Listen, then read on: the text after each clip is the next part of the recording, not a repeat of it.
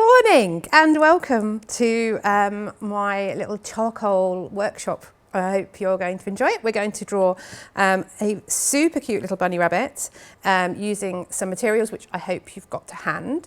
I'm going to be using some charcoal powder today with some brushes. I use some makeup brushes that I found in my cupboard for years ago, but watercolour brushes work really well as long as they've got soft bristles. I'm going to be using some Willow charcoal, very thin sticks because we're working quite small. One of the joys of charcoal is that you can start to get really, really big and work with massive, massive sticks of charcoal, and then you can get into really minute detail. So it can be a little clunky. So we're also going to have some sandpaper, which you can see. I just emptied charcoal all over myself. Sandpaper, which we'll use to file down the charcoal sticks to make them a little bit easier to work in detail with. We've got some charcoal pencils, which again is easier to work in detail because we can get them sharper, but they're a little bit harder than the Willow charcoal. So you'll find that they don't blend quite so well. Pierre Noir is a fantastic type of pencil. You can get, it's a lot darker than normal charcoal, and you can get a lot sharper because it doesn't break as easily. So I'm a big advocate of Pierre Noir, absolutely fabulous. And the darkest charcoal that we're going to use today is the Pitt compressed charcoal. It's Faber-Castell and it looks like this in its raw form. I've got it in a holder here. I believe the SAA used to do these, but I'm not sure that they do anymore, but maybe we could bully them into getting them back again. Because they're great, because it stops your fingers from getting black. I've also got the normal charcoal in a holder here. If you don't have the holders and you can't get hold of them, a really great tip is to get yourself some masking tape. Find your stick of charcoal. I'm just going to find myself another stick here. It might just be about the right size.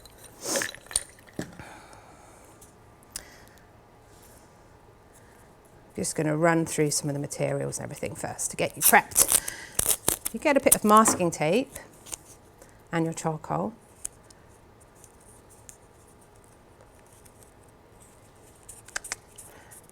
You can make yourself a funky little holder without getting your fingers black.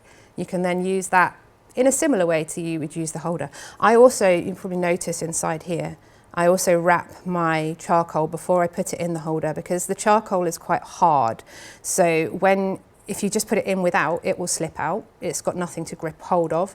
Also, when you're using the thinner charcoal, it's too thin for the holders. And I think that's quite part of the reason why the SAA don't stock the holders anymore, because people weren't getting them in. This is the solution. So if you already had one, or if you have a holder like that, which is used for pencils, it takes quite a lot of masking tape to wedge it out to the right size, but you can do it.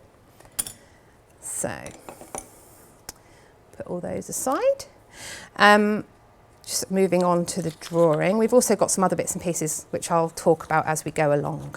So I prepped the outline drawing for you before we started, and hopefully you've got that drawn up ready on some paper. I normally take, when I'm doing a drawing like this, I normally take quite a long time. It's a lengthy process drawing when you're creating something that is so detailed and so realistic. So I've asked for it to be drawn up a little bit sooner so that we can save a little bit of time, and also I'm going to move quite quickly through the process so that we get time to complete it, hopefully, fingers crossed. So I wear a drawing glove. It's not to stop the smudging. This will not miraculously stop you from smudging charcoal across your page. Please don't think it will, because it's fabric, so it will get dirty. If you put it over here when you've got charcoal on your work and then go like that, you'll have charcoal over here. It won't stop that happening. What it will do is stop you from getting the grease on your hands, and even if you've washed your hands 6,000 times during COVID, you will still have grease on your hands. It will stop you from getting the grease onto the paper. And I don't know if you've watched CSI or other kind of police programs, but one of the great things about doing fingerprints is like you put your fingers down and the oil on the page where you put your fingerprint will pick up this amazing dust that they use for dusting fingerprints. It's so similar to charcoal. So if you want some great fingerprint pictures, put your fingers all over your work and then dust it with charcoal powder, because it'll look excellent. If, however, you don't want that on your work, don't touch the page and wear a glove, or have yourself a little bit of glassine. I'm going to use both because why not, really? So the first thing we're going to start off with is some charcoal powder. So you should have it in a little dish like this. I'm going to put it somewhere where you guys can see it. I've got a really nice big brush here. I've also got a couple of others that I'm going to be using for applying charcoal powder. This one for a little bit more detail. This for larger areas is great. For when we get up into the ear and you want to be a little bit more precise, something a bit smaller. You guys will probably have watercolour brushes. If you happen to have some old makeup brushes in the cupboard, try it out, it's great. You will hopefully have drafted up in pencil. Once you've started applying the charcoal powder, when you start erasing the pencil, you're going to have a white background. So what you don't want to do is apply the charcoal powder straight onto your pencil work without taking it off first, if that makes sense. But you kind of need to take it off in a way that you're going to still know where things are. So don't take it off completely. We're going to do it in little stages. I'm going to start top left and work down because I don't want to smudge my work as I go. So I'm going to start up here on the top of the head to begin with. Now the edges here, I know that I can erase that because it's going to come white anyway, but these little parts in here, I'm looking at now and I'm looking at the tone on my reference image. Do I need to erase it completely? Nah, probably not, because I'm going to go a little bit darker. So as long as the tone on the reference image is darker than your pencil lines, then you're all good. I'm going to pick up just a touch of charcoal, give it a tap off. I'm then going to put it into a lid of a brush. So what you don't want to do, she says, grabbing a piece of scrap paper.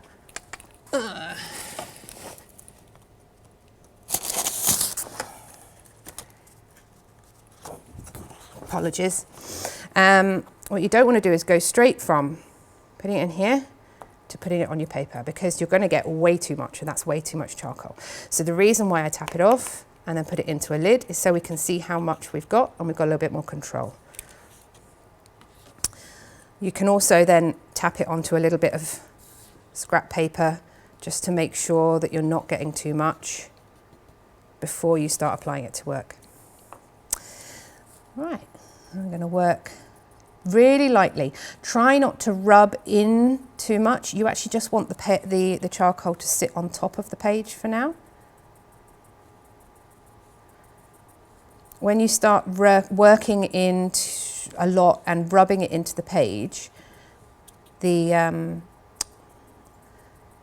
will become really grainy, and you start to get little blotches, which you don't really want. So I'm going to work into the slightly darker area down the bottom here. I'm not worrying too much about the little flicky bits along the top of the head. I'm just putting in a base tone.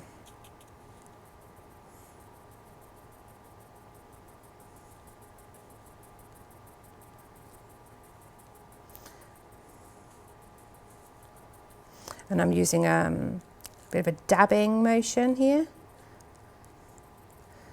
And I'm going to start working up onto this ear. I'm thinking about where I can get to with my brush without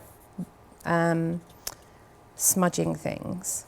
Again, here I've got some outline work, so I'm going to just lighten that up. I want to see that because it's the transition between the ear and the head here. So I want to know where that is, but it needs to be a little bit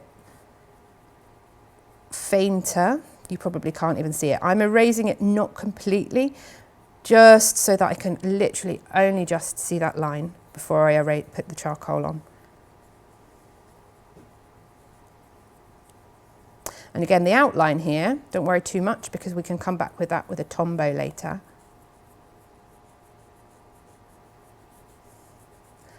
because we're going to completely erase around the outline to get those little streaks in, and that's why I said don't worry about those earlier.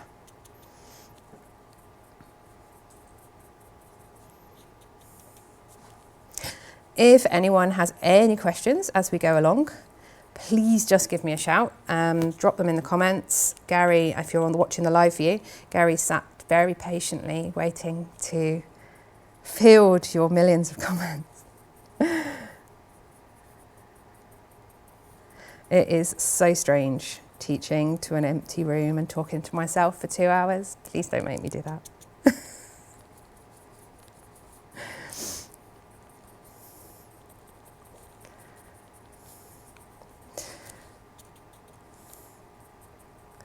So you're aiming to get a tonal value that is approximately the same as the ear here, although we are going to work into that in a little bit more detail with your charcoal pencils and with the putty rubber. So we're going to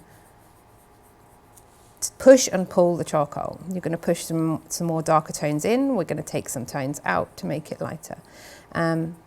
Charcoal is such a flexible medium. It's really difficult to know when to finish. That's one of the problems with it, I think, because you can keep working and working and working. A really good tip for if you're not sure at what point you've got the right tones, have a grayscale finder. So you can pop this over your reference image here. Go, ooh, I think actually it's around this one. Maybe that one. This one somewhere in between. I'm going to go for the slightly lighter one. Move that over here and you can see, oh my God, I've got a long way to go. Okay. Your eye will not always give you the right information. When you're looking at the tones, you'll be thinking, oh, it's fine, it's fine. Check it with a tonal scale if you're not sure, or even if you are sure. Now we can go a little bit darker.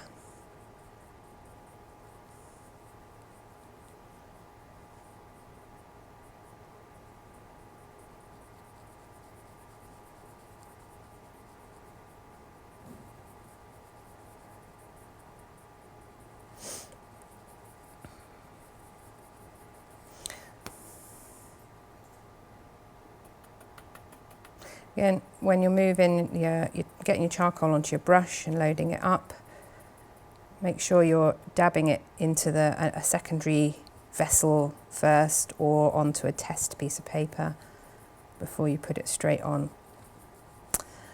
Now I am working fixed to a board here, but obviously you are free to pick up your page and move it around.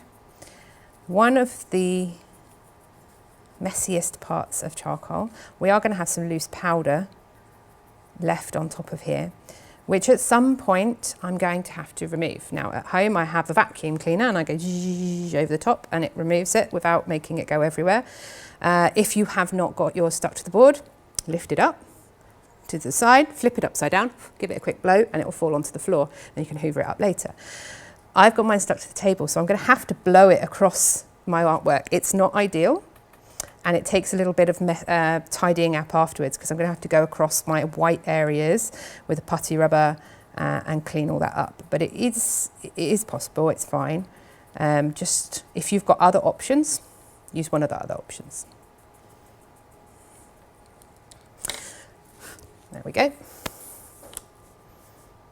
So now I've got that base tone in, I'm kind of happy with that because I'm going to work into it now with the charcoal pencil. So I'm going to take hold of my Derwent medium pencil, make sure I've got a reasonable sharp point on it.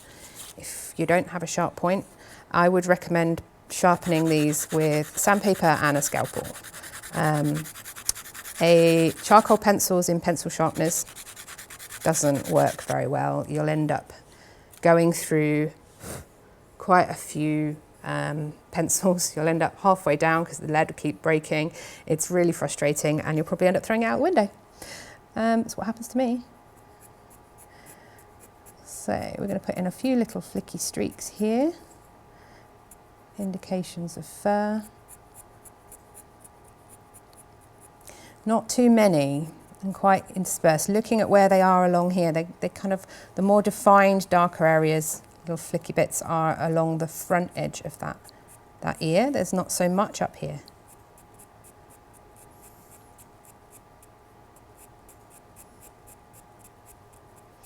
And we've got, I'm just working out where this is, so this darker area in here is this area here, and then we've got the lighter streaks along the inside edge, which we're going to use the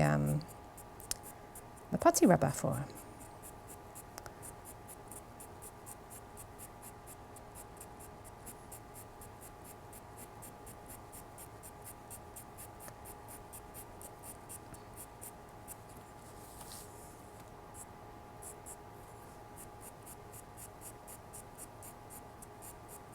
Got some darker bits along the top there, little darker patch. When we've applied this, it's not the final form of that charcoal. We are constantly moving charcoal around on the page. So once we've put all of these little streaks in, after that we're going to move those streaks around, blend them, soften them, using some of our blending instruments. I'm going to pick myself a little tiny makeup brush. Or a smaller watercolour brush if you've got something along those lines would be great. And now when you're blending, always trying to work in the direction of the fur. So having the image as close as you can to your drawing is really useful and very important, so that you can make constant comparisons between the two.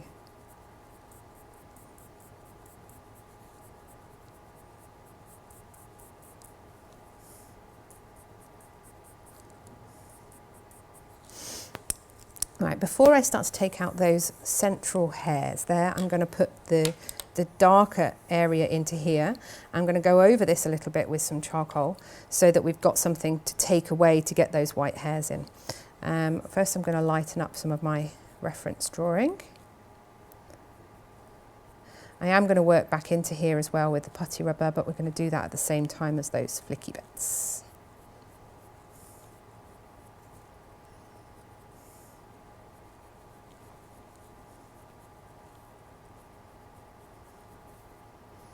Just lighten up that whole area there while I'm doing it.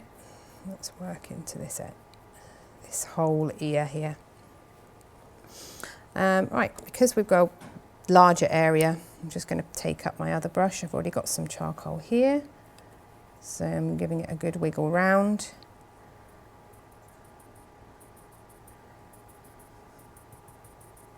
And applying it to the whole area.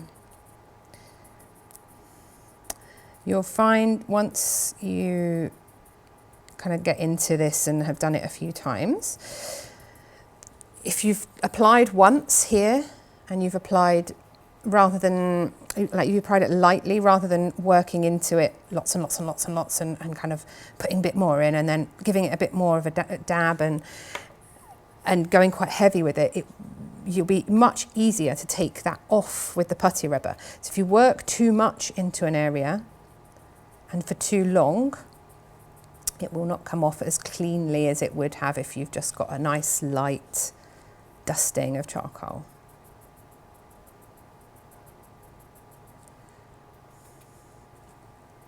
So I'm putting that darkest tone in along here, and then we're going to go down that outside edge as well.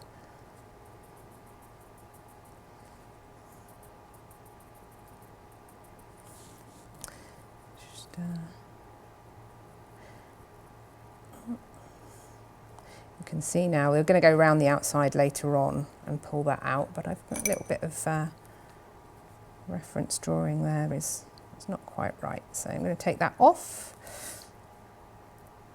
maybe make my ear a little bit longer.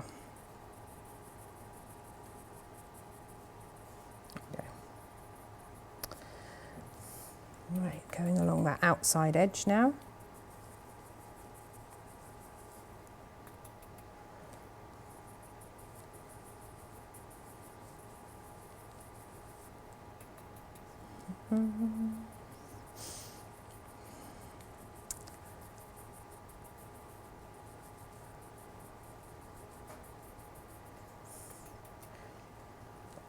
Again, if you want to check your tones with your tonal scale, then you can do.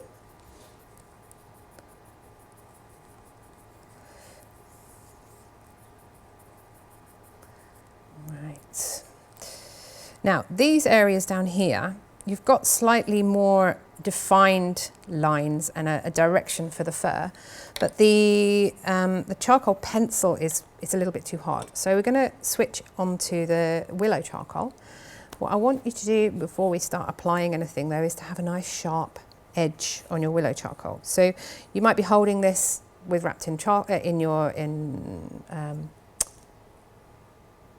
masking tape, forgot the word, or you could have it in a holder. If you don't have either, you can hold it with your fingers, but you might want to have some baby wipes handy or a damp cloth to wipe that up. So without twisting it round and round, just rubbing the charcoal across a piece of sandpaper until you've got a flat edge. So you should be able to see that nice and close up. I've got a nice sharp edge on there that I'm going to just use the point of. You don't need to sharpen it all the way around to get a point. That's it's not necessary. So we're going to now use this nice sharp charcoal to pull in these streaks. And now at the moment it looks like, oh well, you could have just used the pencil. But when you blend this, it's much smoother, and you'll find that it you will still see where it is and the original place that it was placed down on the paper, but the blending itself will be much smoother and you won't see as much of a residue left. Becky! Yeah! I have a question for you. You do? Joanne, who's watching. Hi Jo. She says, hello Becky. Have you ever used a powder puff as well as the makeup brushes? A chamois leather. I haven't used a powder cloth, but I have used chamois leather to apply before. But especially working this small, it's really difficult to control the cloth. So the brushes are much easier, I would say, at this size. If I'm working on a really big piece, and I do work on pieces that I think my biggest to date is about like this, it's huge. I will work with cloths then to cover larger areas. So yes, but this is just a little bit too fiddly. Cool. I hope that answers your question.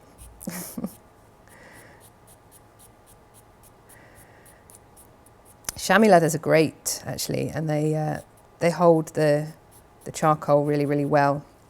I haven't used one for ages, it must be said. I've started, I've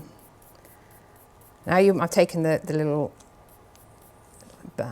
edged brush, and you can see what I mean about the charcoal blending a lot smoother when it's the Willow charcoal. So I was talking about what I was doing at the moment. So I've started working on charcoal on canvas, which is like a whole nother world. It's amazing. And you can go huge. I've been using massive, massive sticks of charcoal. So I've got these ones that are extra thick sticks. There's an in here. Yeah. So that's the kind of size I'm working on when I'm working on the canvases, and when I would use a cloth. And it's absolutely, totally different to this. Completely different techniques. But really, really good fun and incredibly messy. Really messy. My floor is black. I go upstairs, I kind of work with bare feet and whatever, and I come downstairs and I have black feet, and then I walk into the bathroom and there's black footprints everywhere, and the whole house will be covered in charcoal. It's totally different to this. This, I come out pristine clean. I might have some charcoal marks on my face or something afterwards, but on the whole, pristine clean. People are like, oh, have you been actually using charcoal all day? You don't look messy at all. Until I work on a canvas.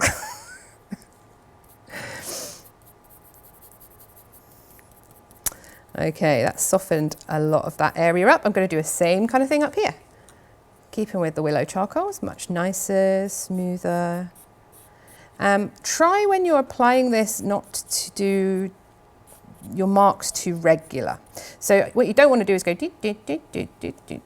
all the way up and have really regular like soldiers lined up in a row, all in the same direction, all the same length, because it's going to look really fake. So you want to try and be as random as you can. I'm pretty good at being random. Hopefully you are as well.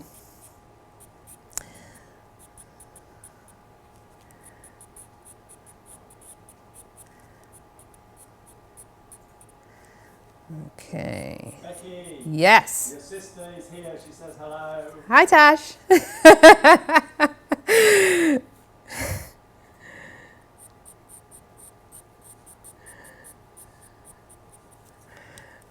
Giving Gary something to do. Well done, guys. He's otherwise just going to have too easy a job today. Plenty to do. No, you've got an empty room full of people. Look at all the people. I have to press buttons and everything. I said to him earlier, can we have some background music on, Gary? Because it's like really quiet in here. It feels a little bit spooky. No, not allowed, copyright. So I have to hum, but I'm not allowed to hum anything that's got copyright on it. So yeah, that's not going to happen.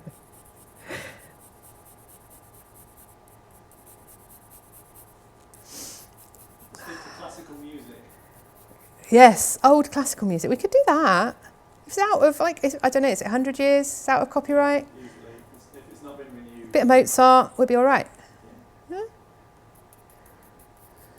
Actually, my son got me a dad joke book for Father's Day. Okay, So I've got a classical music related dad joke if you're ready. I think we are. I don't know if it will ever be actually, but go for it. Okay, what is Beethoven's favourite fruit? What is Beethoven's favourite fruit? Go on. Banana. Oh, it's awful. Did they definitely hear that? Because I have to do that as well. Otherwise, no. Banana, no. That's bad. It's very dad joke. Very dad joke. Anyway, right, back to the drawing. I've gone down this edge. I've softened it all up. If you want to soften it off a little bit more, this brush is great. I'm just moving some of the charcoal around on here as well. And then we're going to come in with the putty rubber, and that's really exciting. But before we do that, just notice we've got a little bit darker in here. So I'm just going to bring that down, that dark tone in the bottom. I'm trying my very hardest to speed through this. So the joy of you guys watching this, you can take your time and then you can pause it afterwards and you can watch it as slowly as you like. I have 2 hours to finish a drawing that I would probably take 6 in. It's a challenge. I'm up for it. I'm up for it. Question for you, Go for it. Steph, who's watching, says she's never used charcoal before. Yep. She usually works with coloured pencils. Okay. What would be a good subject to start with? Oh, for charcoal, something high contrast. So rather than a subject, I would be looking at the image itself. So to get a good idea whether it's going to work or not, I would suggest converting it into black and white first and seeing how dark and light your darks and lights are. So you want something that's got quite a lot of punch, because the joy of charcoal is that you can get these really, really dark tones in. So if you've got something that is like really flat and grey and there's lots of beautiful colours, not so great for charcoal. But if you've got something that has really dark blacks and hard shadows, that kind of thing, brilliant subject for charcoal. This works well because I wanted to do a lot of powder work, so you can work all into these areas, and we're going to get a lot of practice doing the powder work, so it's good for the demonstration. Also, it's cute, so you can't go wrong. Fur is so beautiful to do in charcoal though, for the very reason that I'm about to show you. Because you can take off in so differently to colour pencils. With colour pencils, you really are just layering and building up. You can take off a little bit, you know, especially using the knives and some resist type techniques. But with charcoal, it's all about push pulling. So I'm going to take my putty rubber, and I've done this subconsciously, so I'm actually going to cover that back in and do that again. You get a bit of putty rubber, work it a little bit so it's nice and soft, and then you're going to twizzle it between your fingers. Create a nice point. And then we're going to use that point to start to draw with. So you're using it as a drawing medium. We're not erasing really, we're lightening certain areas. hope I answered the question about the subject okay, rather than giving you a specific answer. It's more of a generic one. So you'll notice every so often I'm folding that tip in with my thumb and then I'm remaking it. That's because this is a really small point on here, and every time I do a few strokes, it picks up a little bit of charcoal, and then you'll see if I keep going, it stops picking up the charcoal quite so easily, and then I have to fold it in, give it a wiggle again, and then it's clean again. And I do that in my sleep thousands of times a day. It's really, I remember when I first did it though, and it was really annoying and it was really awkward and I couldn't get it right. It is practice, I promise. You'll get used to it. And it's annoying because you think, oops, I just dropped it. You think, oh God, I've got to do it again, I've got to do it again. And then you kind of, oh yeah, just bear with it, practice. All of drawing is practice though. People go, oh, I can't draw. I'm like, yes, you can draw. Everyone can draw. It's a learnt skill. And I honestly believe that. I used to teach art at secondary school, and I have gone through and had kids that came in and said, oh, I can't draw. And they were totally disruptive. They hated it. They thought I couldn't draw. They'd all been told by past art teachers, by parents, by other teachers, well, you're not very artistic.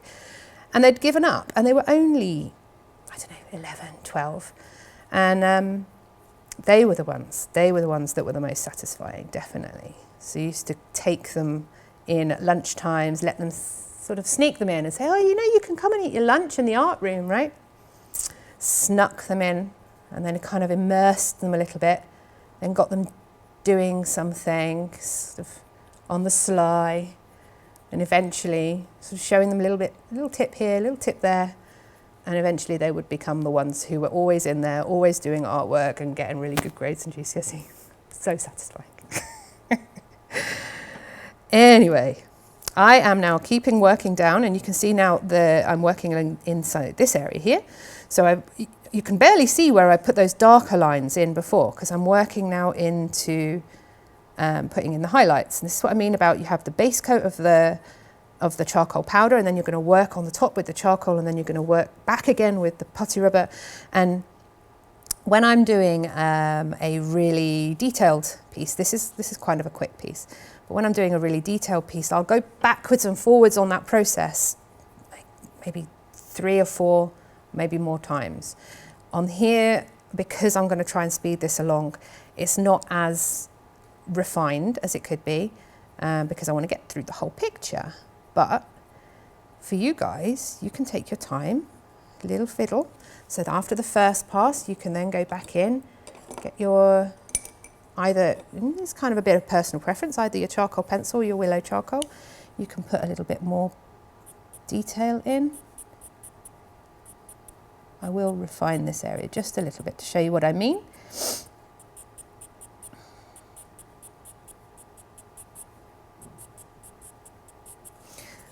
Then take your brush, just blend that out so they're not quite so harsh.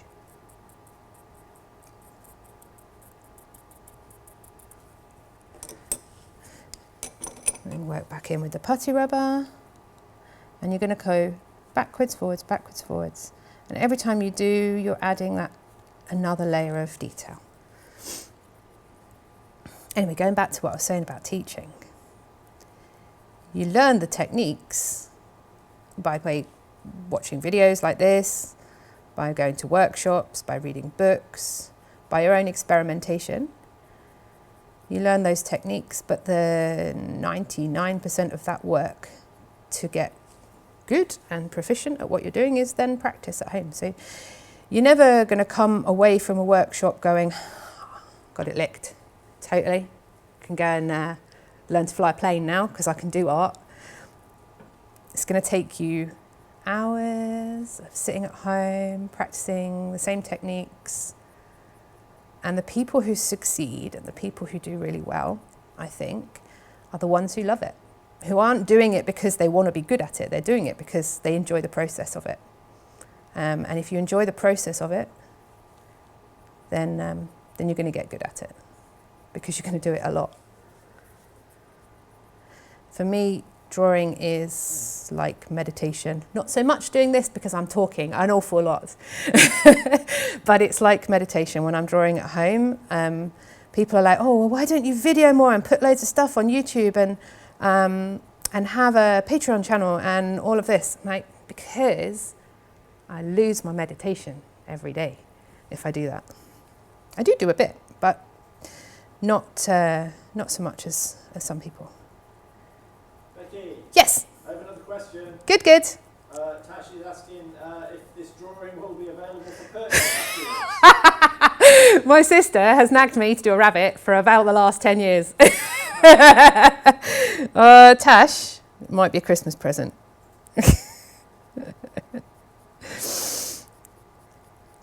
Watch this space. If I get it finished.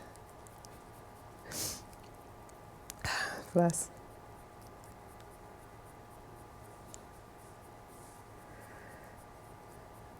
I'm going to have a million pictures of rabbits afterwards. I've got another one up here. So this was the one that I did to make sure I could do it in 2 hours. How am I looking on time, Gary? How long have I had? About 40 minutes in. Oh, I need to speed along. Right, okay. We have an ear. I want to just quickly go through the outline process, which I have mentioned before. So when we're going around to sort out the outline, we are going to take that out nice and firmly with the Tombow. Love Tombows. Don't worry about all these diddly widdly scrappy bits. Okay, you are going into the charcoal to create the fur effect and sharpening up that edge. Leave the burrs. I think they're called burrs, rubber burrs.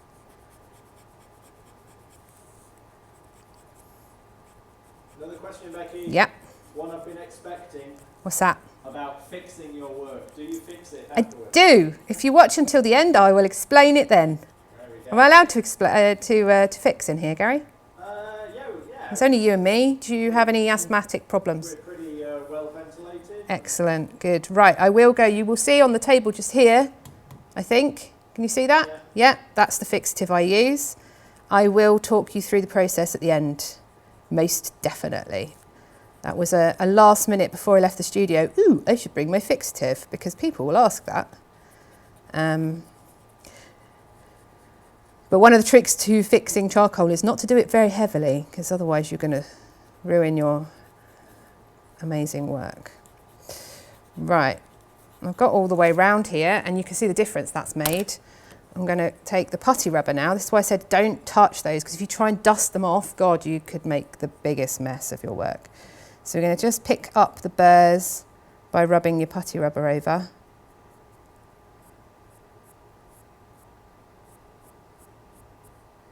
Putty rubbers are great, totally great.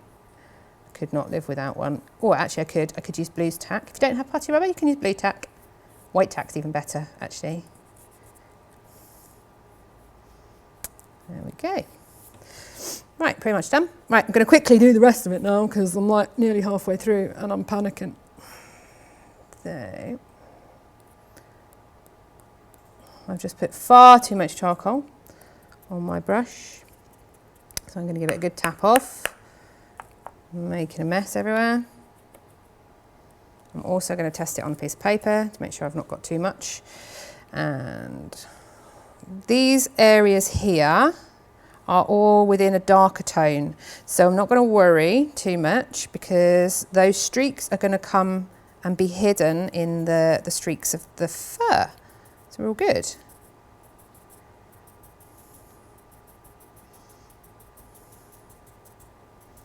What I don't want to lose is where the nose is here though. For those of you who are worried about losing those because you think, oh, how am I going to draw it? Don't panic. You can draw by eye, it's fine. We don't always have to be absolutely spot on to the reference image. I'm just giving my background a bit of a tidy up. So what you don't want to do is have a spot of charcoal on there, put your paper down on top, it get pushed into the paper and then it won't come off. So I can sort of faintly see some of those reference images behind there, but don't panic if you can't, honestly. Let's just chill.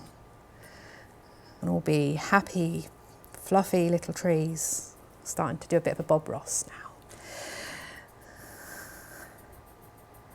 Right, I'm going to go and pick out these darker tones with my slightly more detailed brush, smaller brush.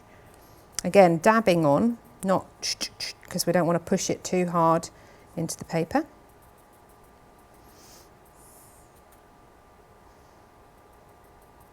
Am I behaving with my head and not getting in the shot? Yeah, nice. I'm doing pretty good because I'm trying very hard, Gary. There's an occasional flash of pink, but apart from Like my that, pink hair there. Yeah, there we go. Did that for you all yesterday. Freshly pinked. Covers up the grey.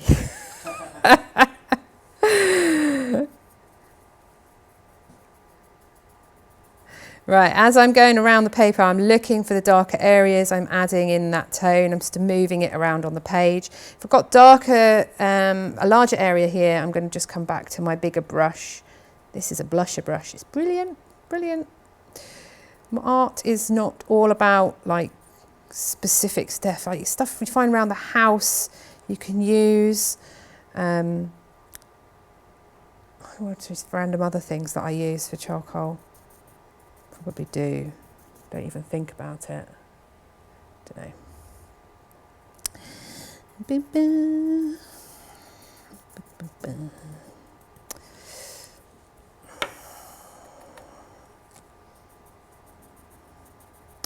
Okay, getting there.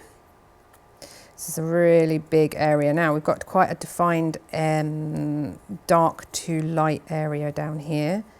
So I'm going to put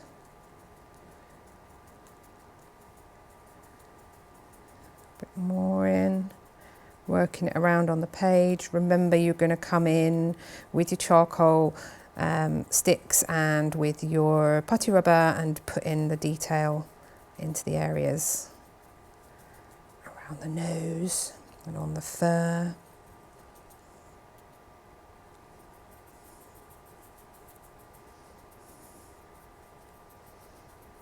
The real contrast is going to come when we put that eye in.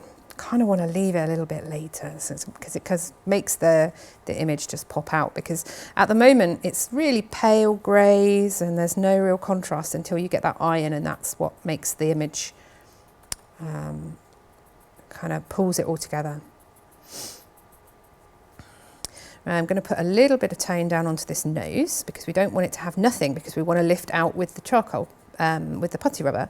And if we have nothing down there at all, there's nothing that we can lift out, but it won't do anything because we're just lifting nothing out.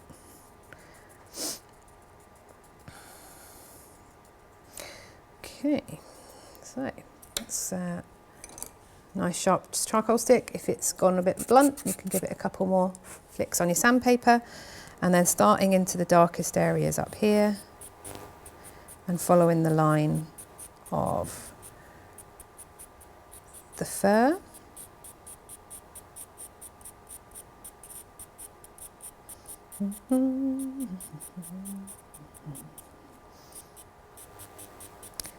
I'm using this to darken up some of the areas as well. So as well as adding some texture, some fur detail, I can put it thicker streaks in some of the areas where I'm like, actually that needs to be a little darker. I could have put powder down there, but powder will only go so dark.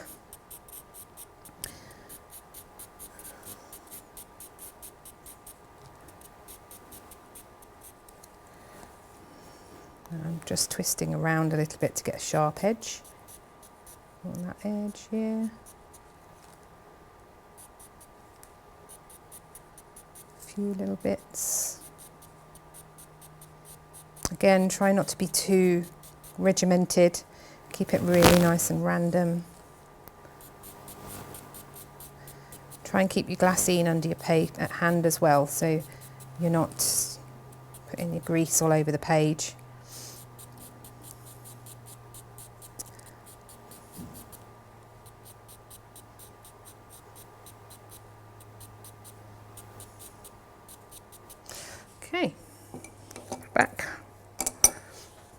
my other brush, start blending out.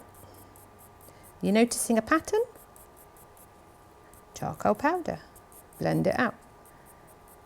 Willow charcoal, blend it out. Anyone want to guess what we're going to do afterwards? After this step, blending it out, and then that one.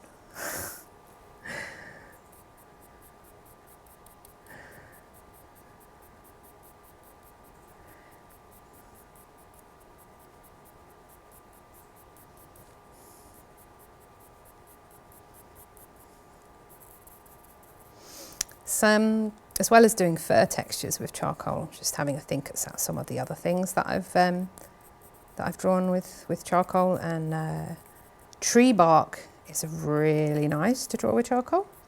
You can get some beautiful textures just by using the surface of the paper and how the charcoal applies to the surface of the paper. So rather than blending it, you blend it a little bit at the beginning, and then you let the texture of the paper come through the charcoal to create the texture of the wood. That's really nice.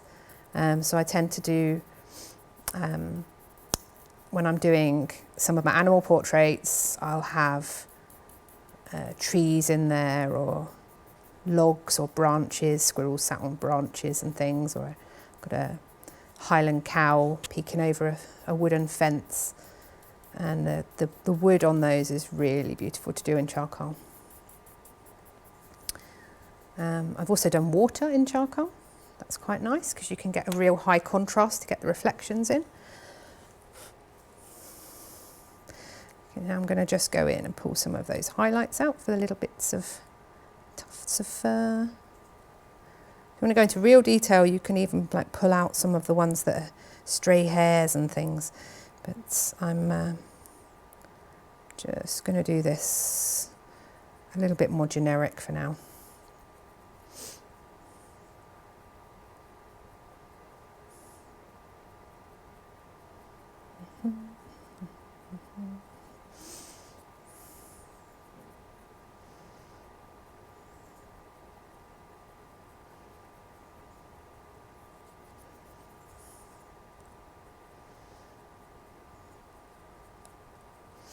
Oh, I need some more questions, Gary. Running out of things to talk about. He said earlier on, he said sometimes they grab people in from the office to come and join in, but COVID times, there's just no one around. The whole place is deserted.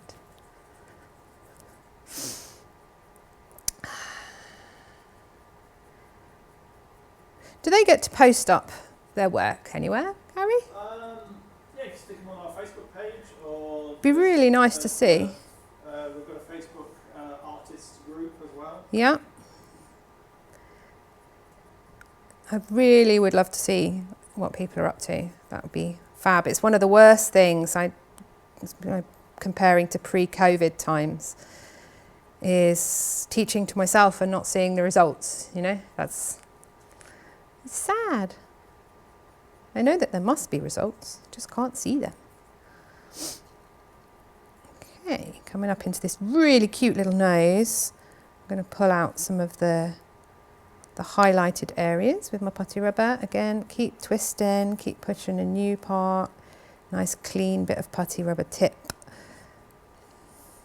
And you know what, if you go too much, or if you make a mistake and you've gone in the wrong place, it's charcoal. You can basically just put it back down again and redo it. So it's really, really forgiving. Don't feel like you've messed it up if you're going, oh, well, I've done that in the wrong place, and I've done that in the wrong place, and that looks rubbish. Nope, just reapply the charcoal powder. Move it all around. Get it in the right place. Pause, go back, have a cup of tea, come back, look at it fresh. That's always a really good thing to do.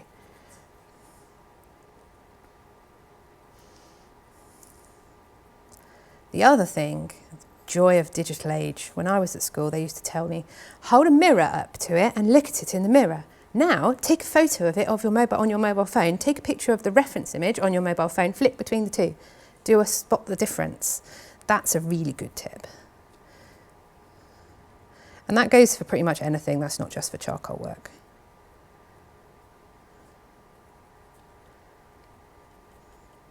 Right, I am going to grab my Willow charcoal and get his little nose in now.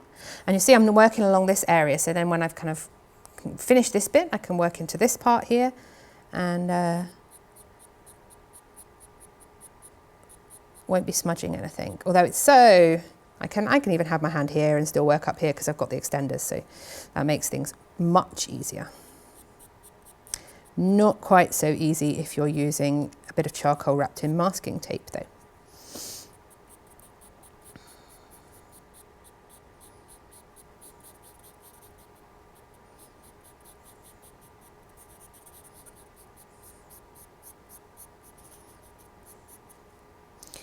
He is so cute. I took this photo, I believe, oh, how many years ago now? I was doing a commission for a vet in Winslow, where I come from, in Buckinghamshire, and they wanted a mixture of loads of different animals. So we had like this little mini photo shoot. People came along with their animals and did like a whole day photographing different animals, and then a little Facebook competition to see what people liked, and photoshopped all the animals in together. And that was what I drew, and it's hanging in the vets. It was really good fun, nice project. So I have a background in photography, which is why I do all my own photos, but it's given me, like most artists, traditional artists, will sketch out composition ideas in a sketchbook, whereas I use Photoshop as my sketchbook. So I take my photos and then I put them all into Photoshop, and I take the backgrounds off or do whatever I'm going to do so I can merge them all together. And then I play around with different compositions before I decide on how I'm going to draw it. And then once I've got that all correct, I print out that image or put it onto my tablet. It's even better. And I use that to draw from. Love technology when it works. Okay. I'm going to put a little light area of charcoal around the muzzle area because, like I said before, we want to use the putty rubber to take away in here, but we can't use the putty rubber to take away unless we've got something to take away, but we don't want it too heavy. There's a nasty streak there. Let's just take that out.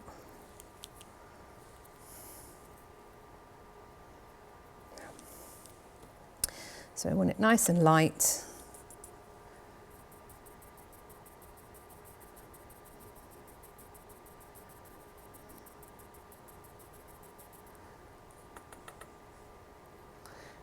And again on this side. Now here, where we've got that reference line here, that's in a really light area, and if I leave that in, we're risking keeping having that visible in the drawing. So very carefully I'm going to just pull that line out for now, and then it marks the point where it becomes darker around here. So I'm kind of trying to keep that position in my head, or just see it very, very faintly. That's a bit more tone in here. And then a little bit heavier where that line was. Having your reference drawing really, really close and printed out the same size is really useful because if you have a ruler or you just do it by eye, you can compare across between the drawing and the reference image to find where does this start, where does this end. So if I had, then I've got something long, I've got the edge of a piece of paper. Okay, I'm going to look at that little edge here. Have I got that in the right place? So I keep my parallel, move it up. I know that the lighter area is going to be around here, so I can bring out some of that, move it out. A little bit darker on the top. So if you lose your reference lines, don't panic. There are other ways of dealing with it. That's going to fall down in front of my picture. Along here, we don't have to worry because it's really quite dark. So I'm not even going to worry about putting a foundation base coat in there. I'm going to draw straight in with the charcoal underneath this tin. I don't have to worry about putting, so I'm only putting the dark areas in, and I'm going to use the residue when I blend to fill in the rest.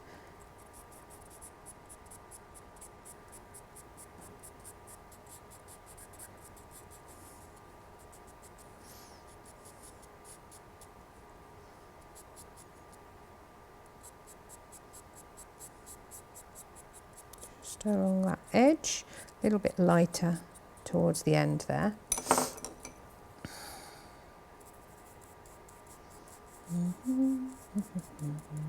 And now I'm bringing the charcoal out from that position and filling in the other areas next to the dark bits. I might do this 2 times, 3 times, depending on how much time I have.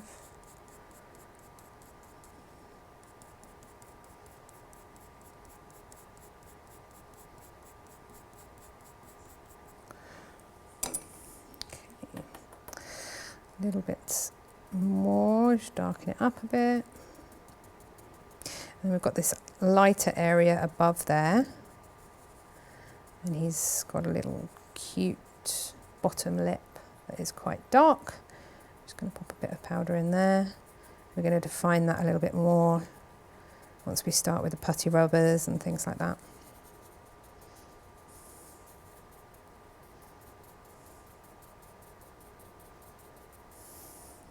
Okay.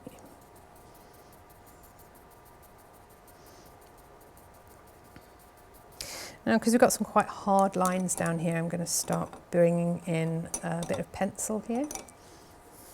So I've got the Derwent charcoal pencil.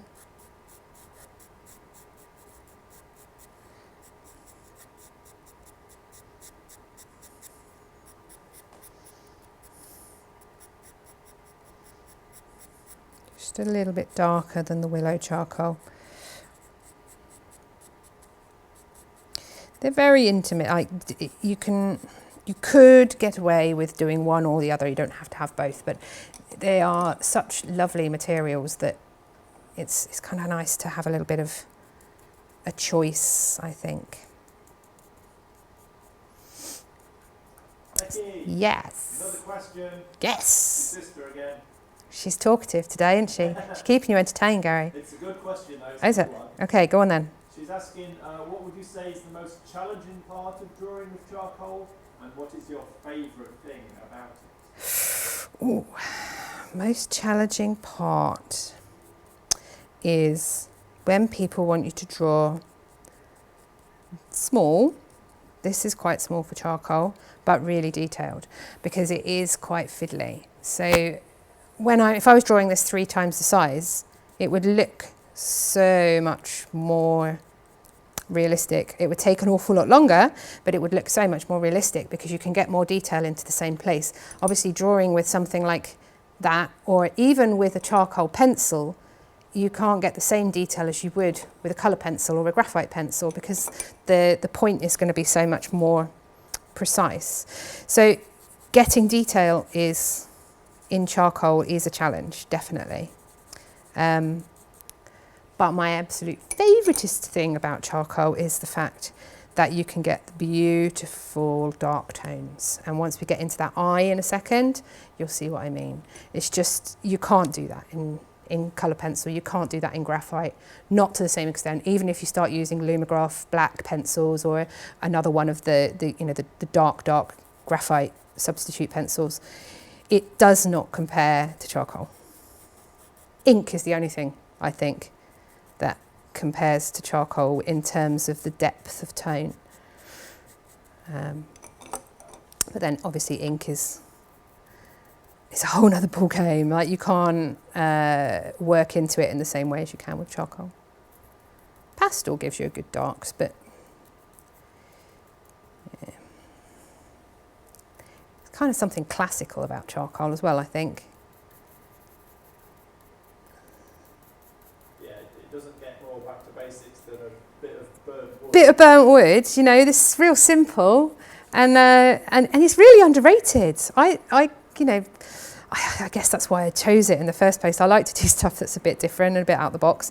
When I told Gary briefly my life story earlier, but when I started getting into doing art professionally after I left teaching for various reasons, I kind of made a conscious decision, and I thought to myself, well, what do I want to specialise in? Because I think it's important that as an artist you have your specialisation. You can go outside of that box, but something that you are known for doing, whether that's part of the subject or a medium or a technique or anything. And when I was doing a bit of research, I'd already done a bit in charcoal anyway, so it was definitely on the cards, but there's hardly anyone doing it out there, really. So I kind of went on a bit of a one-woman mission to bring charcoal to the masses. So get your bits of burnt wood, start playing with them.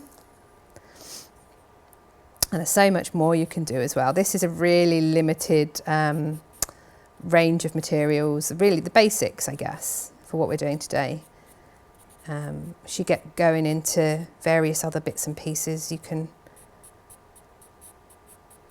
make it a really creative, and you can start to bring randomness in with splattering and all sorts. It's great.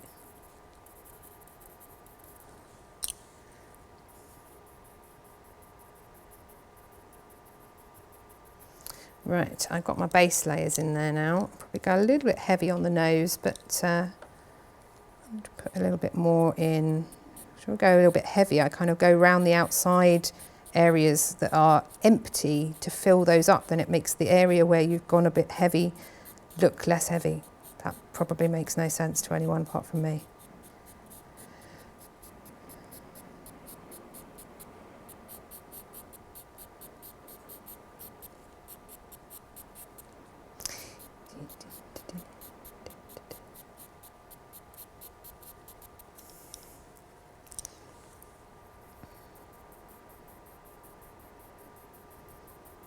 Time check, Gary.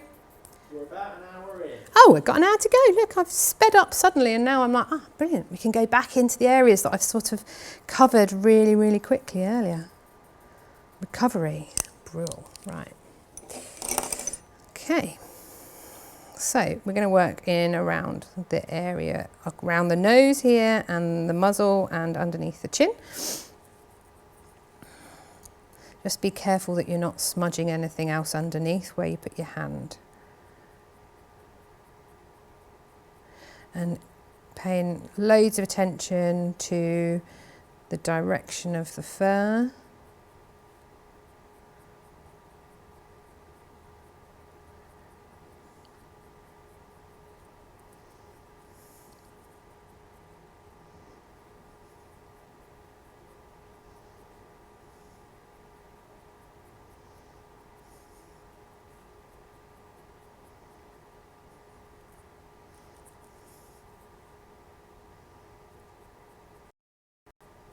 A little bit up the top as well.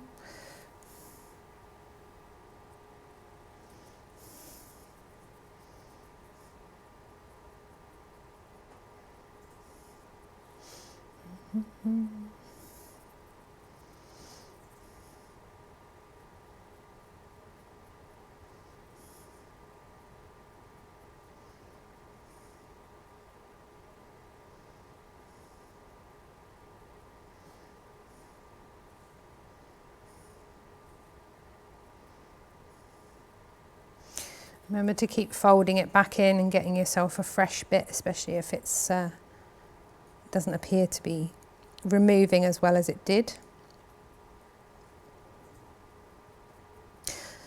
So some of the other techniques that I was talking about when I was saying, oh, you can do loads and this is just sort of the basics. There are resist techniques you can use with charcoal. There are drawing over techniques. You can work on a black to light, so you can start with all the charcoal everywhere and then just work back out with the putty rubbers. And what else can you use? You can use acetone to create textures. You can water down charcoal, which is great. It's a really exciting thing to do with it. You can sort of almost use it as a watercolour paint. You can use charcoal with other media. It doesn't work great with graphite because graphite is shiny. So a lot of people are like, oh look, I've done a beautiful graphite drawing, but I need that background to be really black and I can't get it without getting my graphite shine, so I'm going to use charcoal. Yeah, it doesn't work great because the two are, I mean, you can do it, but in my opinion, doesn't ever really look natural because you can't blend them together. Graphite is shiny, it's a type of metal that, and it creates a nice, beautiful, reflective surface that charcoal then goes, no, I'm not sitting on that. And it slides right off. Could probably use it to an advantage somewhere if you wanted to do something like that, but what else can you do? Yes! Another question. Yes! Joanne is asking, how do you know when your putty rubber needs replacing, or does it ever? Ooh, you know what? I put this one in my box earlier and I thought, oh, I probably wouldn't use that one anymore, but it will still work. Like that, I think might have been one of my original ones for about 4 years ago. It's gone a bit hard. It's not as pliant as this. You can see the colour difference. It used to be the same. They all start off that colour. Even this one's a little bit darker now. But to prove a point to you, this probably would still work. It feels different to this. So my slight sort of texture focuses are, what would you call it? I don't know. It doesn't feel right to me. It feels a bit uncomfortable, but it still works. Look at it. Look at it. It's still going strong. So I think it would go on forever, actually. I think actually you probably only ever need to buy one putty rubber for your entire life. The answer to the question, Joe, is when you want to. If you want a new piece of putty rubber, go and get yourself one. But it will last as long as you want. But I don't like it because it's too hard. I'm going to put it down again and go back to this one. I tend to use different putty rubbers for graphite and charcoal. Probably not really needed because once it's in there, it's not going to be like resisting anything or doing anything scary when you mix the two together. But I have different boxes. I have a graphite box, I have a charcoal box, I have a pastel box. So I have just a little bit of putty rubber on each of them. That's the reason why I have a different bit of putty rubber. So, yes. Some good questions. Yeah. I like this. Enjoying it. It's a shame I don't get them to ask me to ask them questions though. So I feel left out really.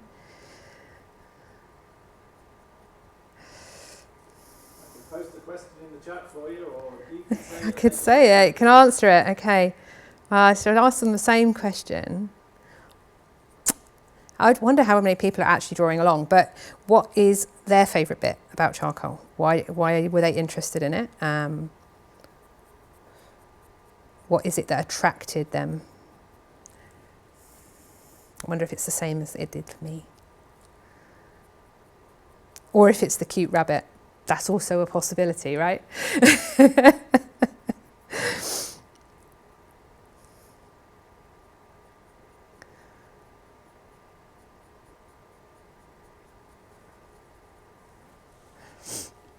Right, I've kind of come to a little bit of a pause on that area.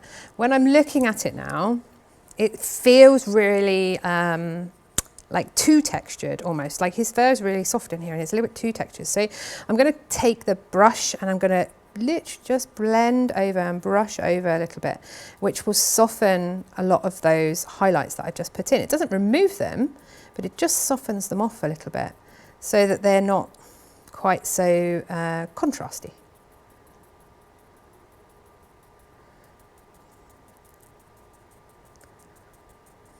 Still get that detail, but without some of the harshness. And then we're going to move into the cheek. Right, I'm going to do the cheek area first, and then I'm going to go into the eye, I think, because it's the most exciting bit. Leave it till the end, so I get something to look forward to. Right, so starting back with the brush again. Just a bit of a check over here. I'm glad I did, because I've got loads of extra charcoal on there that I didn't know I had.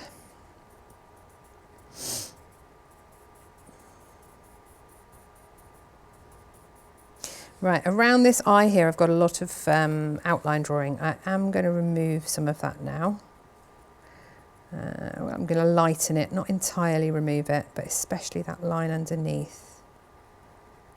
The darker hairs there, I don't have to worry too much about, because I'm going to go over those with a darker pencil later.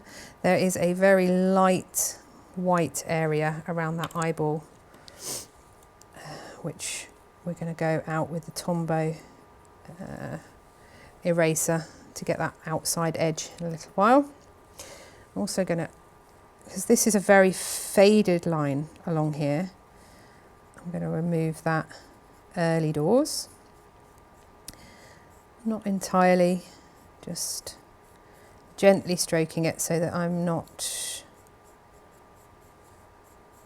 completely left in the dark about where it is.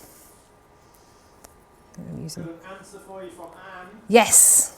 She says it was definitely the cute bunny, but she is interested in getting more out of different media, and she's interested in watching for inspiration. Yeah.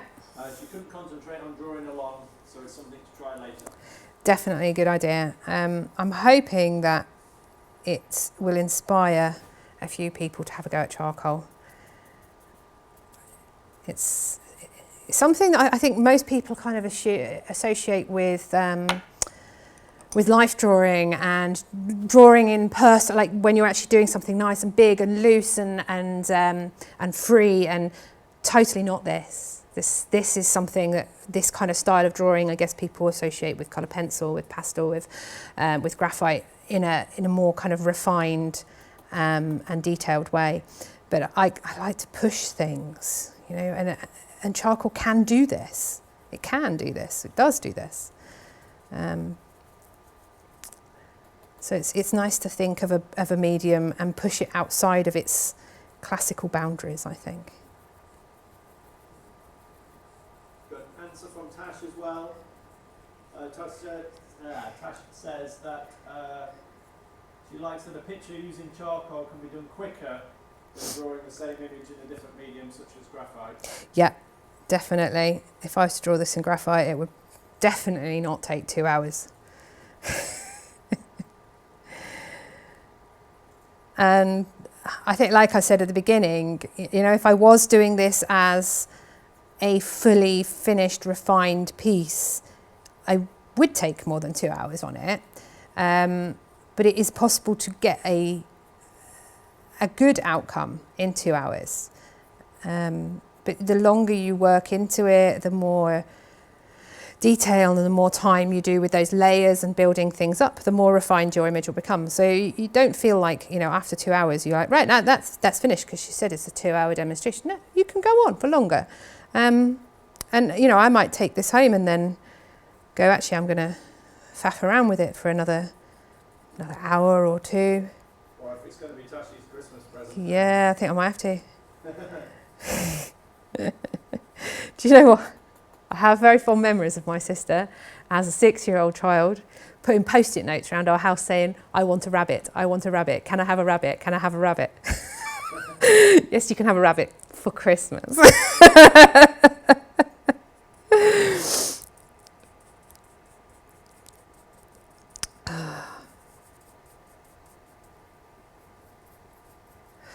Right, Looks like he's a blind rabbit at the moment. He's got no eyeball. It's starting to look a little bit weird. Okay, slightly darker up that outside edge. And I've removed down here almost entirely that edge line, but I can just about see it really faintly. So it just gives me a little bit of a guide where to go.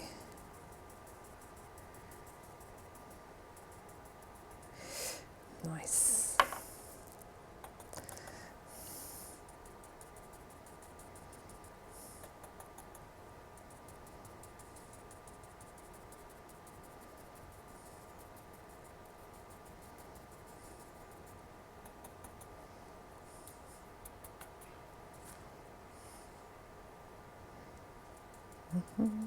And along that edge there as well, it's blurred in the background. So when you start to tidy up the edges, you don't want to tidy it up too much. You need to leave it to bleed into the background a little bit. That's one of the real strengths of charcoal as well, is the blending that you get between the background and the foreground. You can do it a little bit with graphite, especially with graphite powder, but it is so... It's such a natural thing for the medium to do. It's got a nice big long streak underneath there.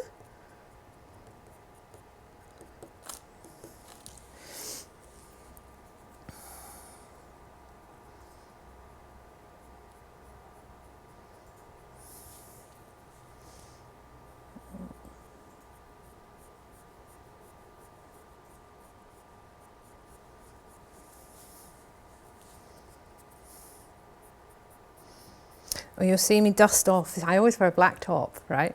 So I did that subconsciously. I was like, oh, people are going to wonder what I'm doing.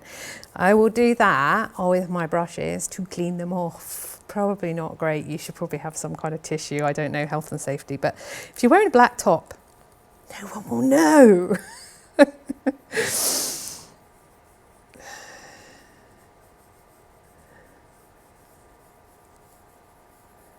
So I'm just blending that edge to give it a softer, soft focus type effect. Same around here a little bit. Don't want it too harsh. Right. Now I'm going to put in a few texture streaks in here, but I'm going really, really easy with it because it's so so blurry, this area, that we don't want to have like actual lines like we've got up here. We need to keep it soft.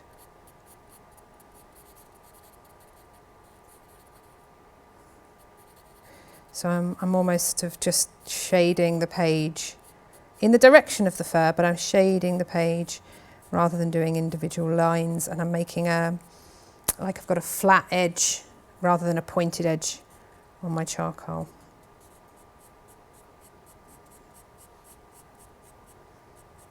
It's a part that's been used and flattened, and then I'm just using that same flattened area.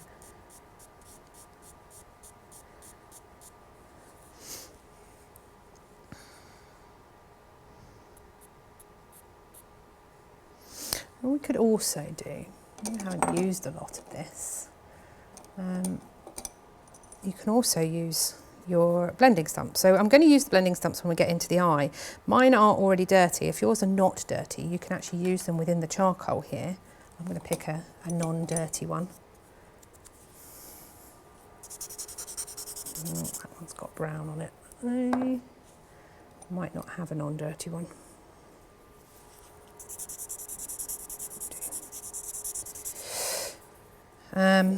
So this is more similar to probably what you've got, unless you've got one that's a little bit dirty already. And you can pick up some of the charcoal powder and you can use that as a drawing implement. So the blending stumps don't have to be for blending, they can be for applying.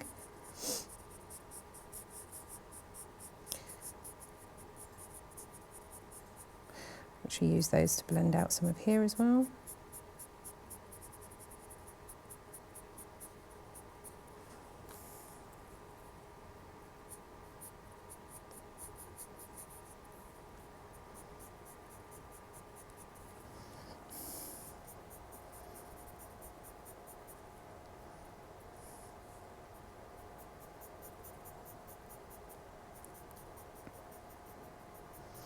And when you're doing something like this in this really light area, try to go really lightly to start with. So I'm picking up barely anything on here as I'm starting to draw, being really careful when I start putting it down on the page. You don't want to get great big black streaks coming across your page.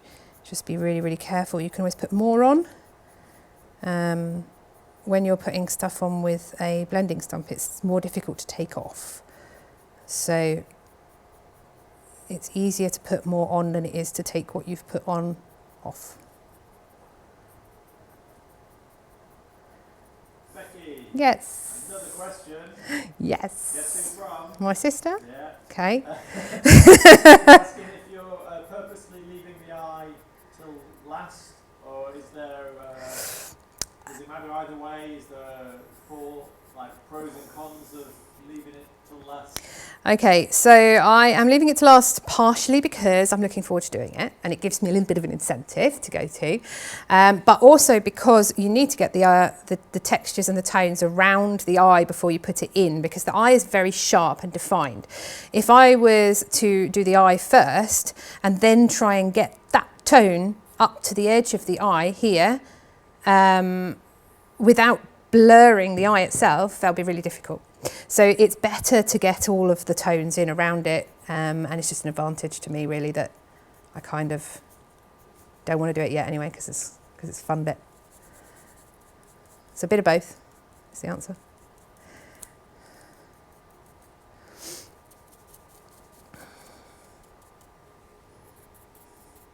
I've gone back to the brush for blending this out. The brush is much kind of more smoother, softer, but I've got some of the streaks in there from the blending stump, and I'm putting a little bit more in, so I'm showing you a different way of doing it now by picking up the charcoal on the brush. So instead of using the brush as a blending tool, I'm now using the brush as an application tool.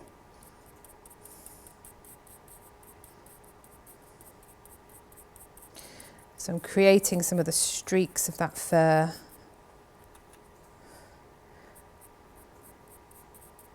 But in a really soft way.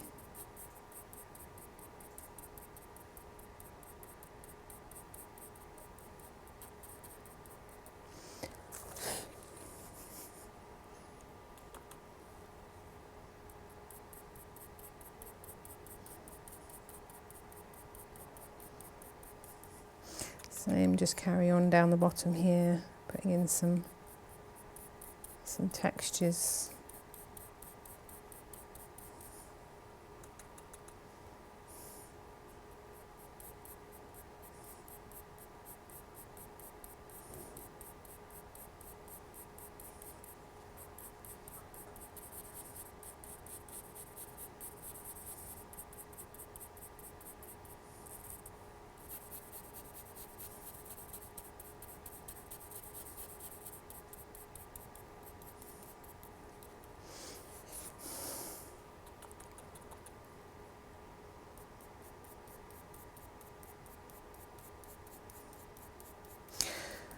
I'm going to do a little bit the same, but not quite so dark on his cheek here. I think he must be a he, I don't know.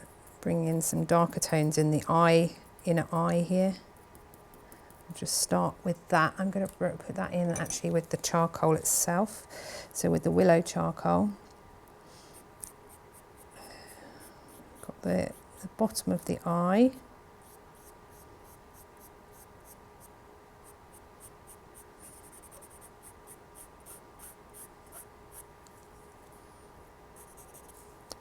And then the actual fur, there's a darker area of the fur, which is, I want to use that as a reference marker. So when you're working in just tonal values, excuse me 1 second.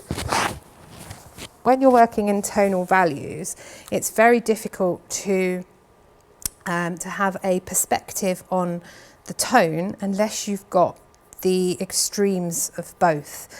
What I mean is we've got the extremes of white here in the background, but if there's no dark tones, it's very difficult for you to judge the other tones in the page until you've got a dark tone there.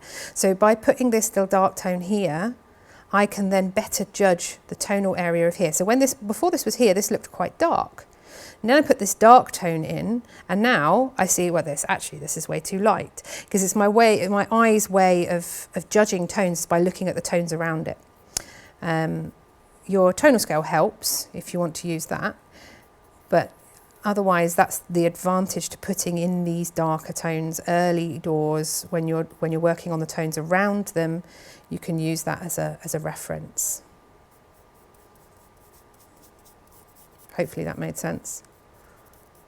Made sense to me. Did it make sense to you, Gary? Yeah. Good, excellent. I have normally, when I'm teaching workshops, I have a really cool optical illusion for that point in the demonstration. And it's an optical illusion of a cube, I think, like a weird shape, where there's a top bit and there's a bottom bit, and it's surrounded by different colours, and it looks like the top bit is darker than the bottom bit because of the colours, the tones that are around it. But then when you cover up the middle bit and the other tones, it's actually exactly the same. It's a really cool optical illusion. I have to find it. If I find it, I'll post it on the Facebook page or something. Have you seen that one, Gary? You're nodding, yeah.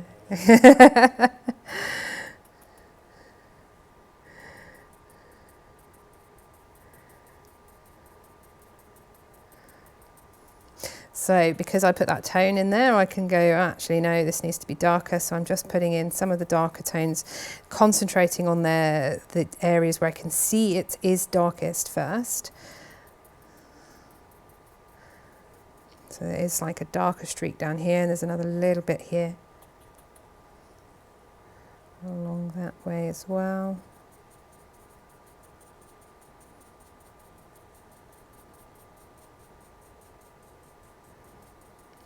Because it isn't just a big flat area, and that's kind of a pitfall as well. If you do it as just one great big flat area, it doesn't give the idea and the illusion of form, and it will just look flat.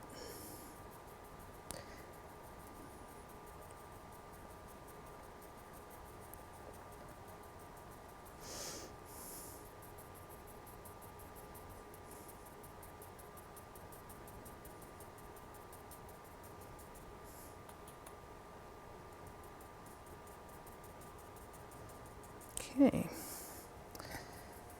Right. Well, half an hour to go? Yeah, just about to give you a time check. Excellent, we're about right. So I'm going to put in a few little texture streaks here, not too much because this is quite an untextured area. Believe it or not, that eye will probably take me 5 minutes, 10 minutes tops probably, so we don't have to panic too much about that.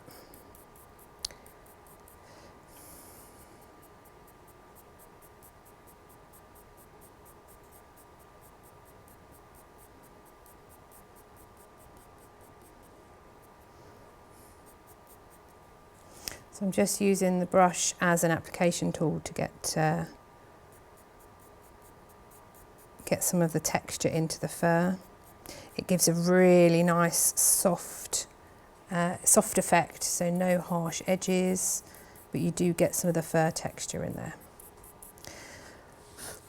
We'll just take the putty rubber, start bringing some little bit sharper texture, but the putty rubber, the texture that you're going to get with the putty rubber, if it looks too sharp and it gives you too much contrast and it makes it look too fake, it's so easy to soften up. It's much easier to soften up the putty rubber than it is an actual application of charcoal.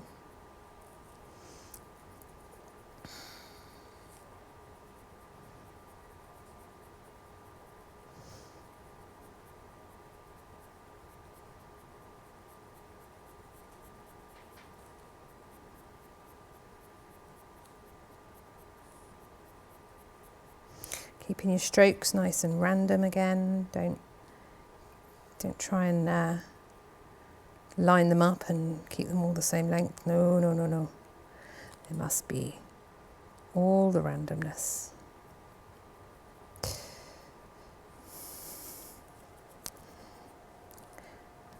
You can move your page around, so if it's a better angle, I'm actually moving my body around to make it easier to get to the right angle with my hand. But if you can actually move your page.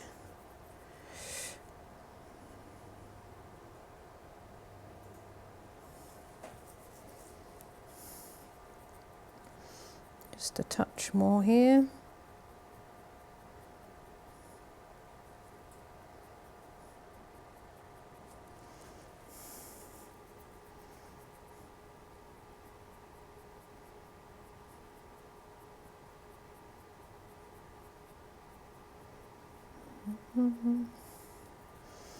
Right, just going to soften that off a little bit with my clean brush, she says, wiping it on her top again. And I'm softening it by dabbing it or dragging it in the same direction, sort of a drag push, just over the highlighted areas. Right, let's have a go at that eye. So we're going to take the Pierre Noir. I've got a Pierre Noir H pencil, and I'm going to start in that bottom corner by outlining. This bit is quite important, that you still got that that outline there for the eye. I am just noticing this area here, after what I said to her earlier about having the background finished, it's a little bit light compared to what's in there. So I'm going to just quickly pop a little bit more charcoal in there before I get around that side with the eye.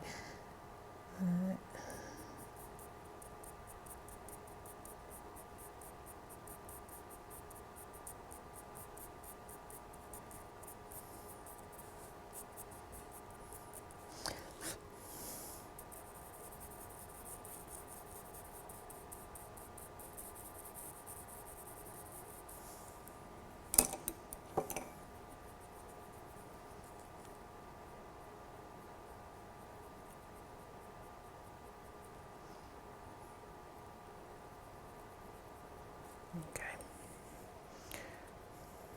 Yep, happy with that. So I might get my head in the shot now, because I always go really close up when I'm working in the really detailed bit, so I apologise if you get a flash of pink.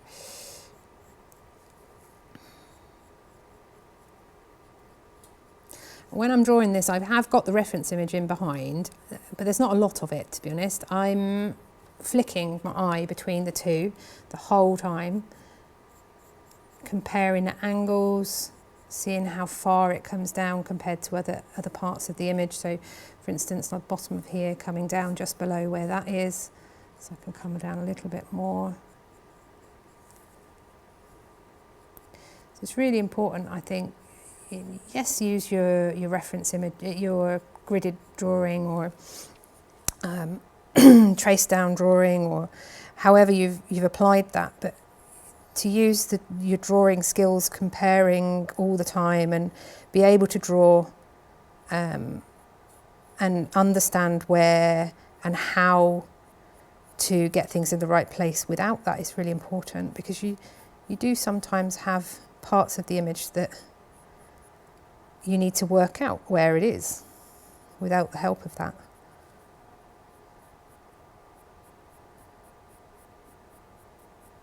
Speeds things along though, definitely.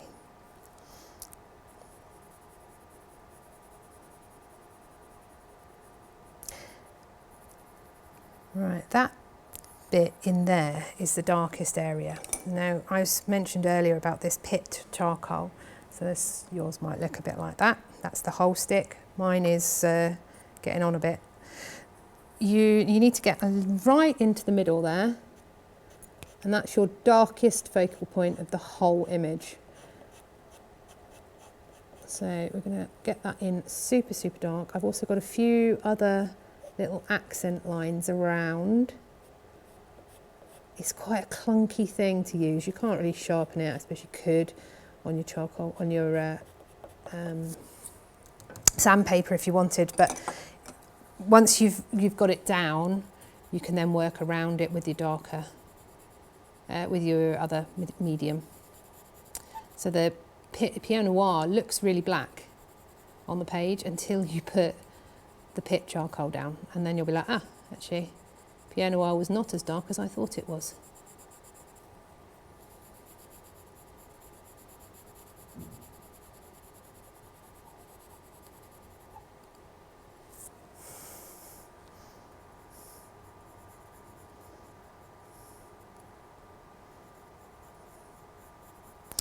At this point, where I'm going to take one of my teeny tiny blending stumps, and you can use these, it will smooth off your tones, but it also will lighten it a little bit. So if you don't want it as light, you have to go over it again afterwards. But you can also use that to your advantage. But in this way, I'm trying to smooth everything out because we don't want any texture left in the eye at all.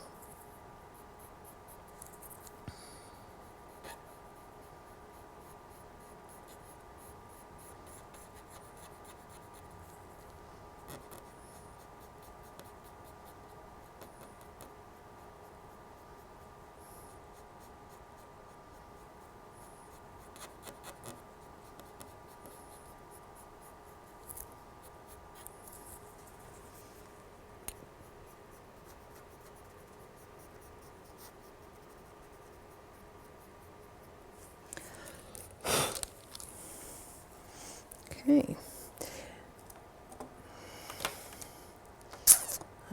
Right, I have the edge where I need a very fine white line that's outlining the edge of that eye. Putty rubber's your best bet for this because you can get it smaller than your Tombow. You need a very steady hand.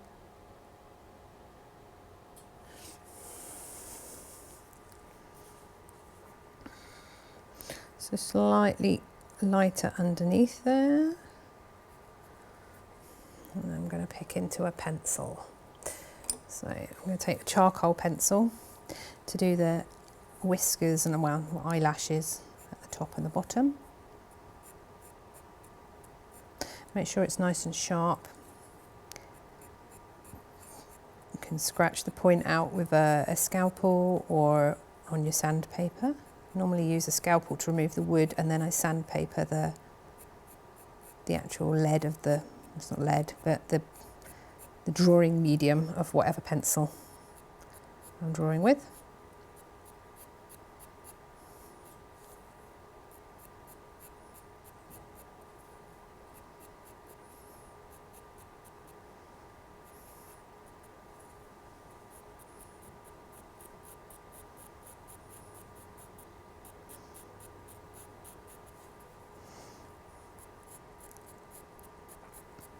I'm going carefully, slowly, don't do too much. Keep comparing to your reference image.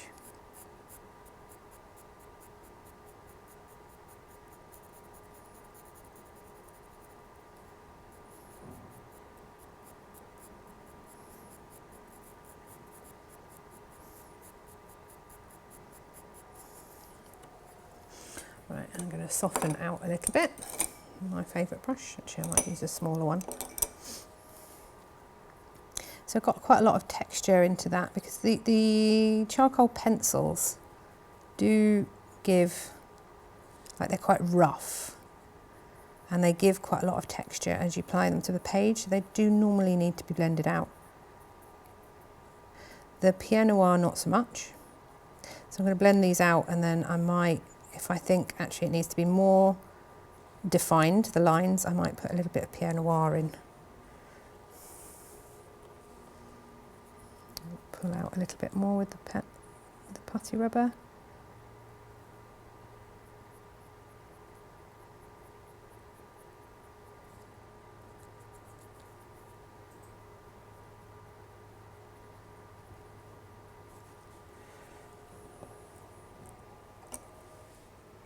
Just make sure that's nice and sharp.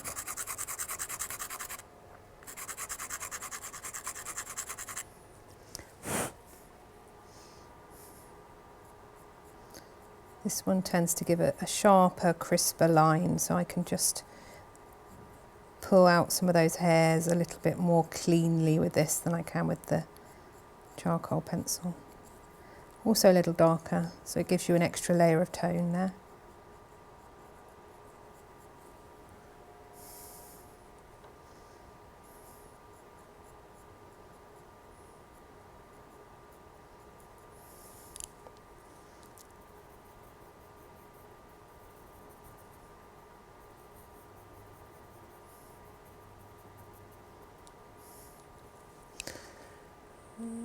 Right, so we're on to finishing touches. Got about 15 minutes left.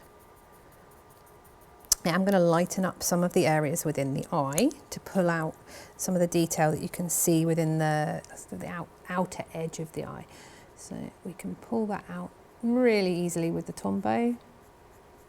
So we're not erasing completely, we're just lightening.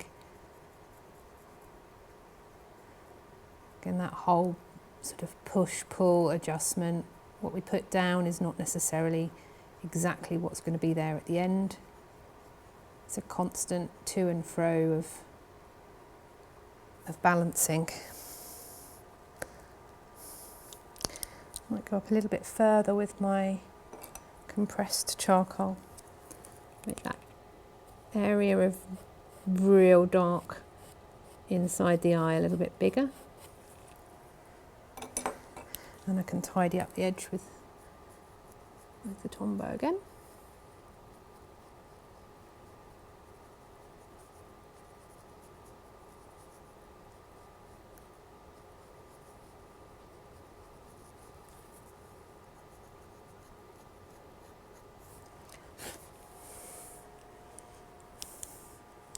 Cool.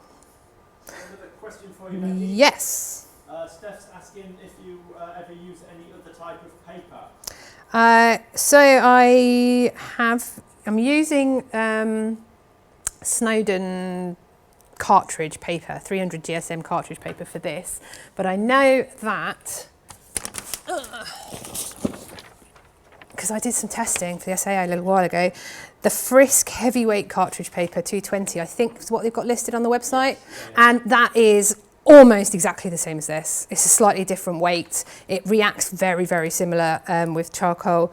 The cartridge papers are not all the same. It's like people say, oh, if you use cartridge paper, you're using cartridge paper, but it's not. They're so different. But it's finding one that is rough enough that the charcoal doesn't just slide off and it will absorb into the paper, but smooth enough that you're not getting the texture of the paper. It's a real balancing game. There are other papers, there's probably hundreds that would do the job, and it to a certain extent is personal preference. I would start with those two, get used to what they do, and then have a little play with some other cartridge papers and see how it reacts. What you want to have as a good sort of base test, if you like, if you want to test out the papers that you've got at home, I would suggest getting yourself some charcoal powder. If you don't have any charcoal powder, but you've got charcoal, you can make charcoal powder just by sanding your charcoal onto a piece of sandpaper and then pouring it into a pot. It's fine. But get some charcoal powder, put the charcoal powder loosely on the page and then pull it off with a putty rubber. See how the textures look, and if you like them, then go for it. That's, you know, there's not really much more to it than that. Just making sure that you get the removal, because some of them, if they are too textured, you won't get the removal quite as easily. When I'm using graphite, I use different papers. Colour pencil, I almost always use pastel matte. Pastel, I always use pastel matte. Not actually tried charcoal with pastel matte, because I know for a fact that it's not going to lift, because the whole reason that pastel matte is so great is because you can layer and it goes right down inside. So if I start using charcoal, then it's not going to work. But it would be an interesting experiment to use and develop different techniques to cope with that and to work in conjunction with that. Got all my materials in my hand and then can't find them in my pot. Right, I am literally just doing a few minor adjustments. I want to darken up. You know, I said that's really tricky to do. Just darkening up the outside area of the eye. This is stuff that I think actually that would look nice on the drawing, is not necessarily on the photo. Just because it's not on the photo doesn't mean you can't change your drawing. Your drawing is your own. It doesn't have to be a perfect representation of the photo at all times. About 15 minutes left, what, 10 to 15 minutes left? Yep. So at this point, I could say, right, I've done. But when I was saying earlier about not going too much into details because I wanted to make sure I had it finished, I'm now going to start going back in and refining some of the fur textures. And this is the stuff that you could kind of keep going until you've thoroughly sick of it, really. So, sharpening up my charcoal. I'm going to look for an area of texture, maybe this part here, where I want to improve.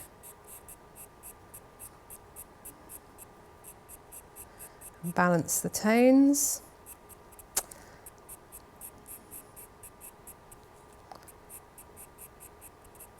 If there's anything anyone else wants to have demonstrated or ask, now would be a great time. I am in the last 5 minutes going to just do a little bit on fixing. I did promise that I'd do that. Can you give me a shout when it's 5 minutes, Gary? I will do that, yes. Thank you. Steph says she's definitely going to try charcoal. Excellent. Dan says the bunny looks amazing. Thank you.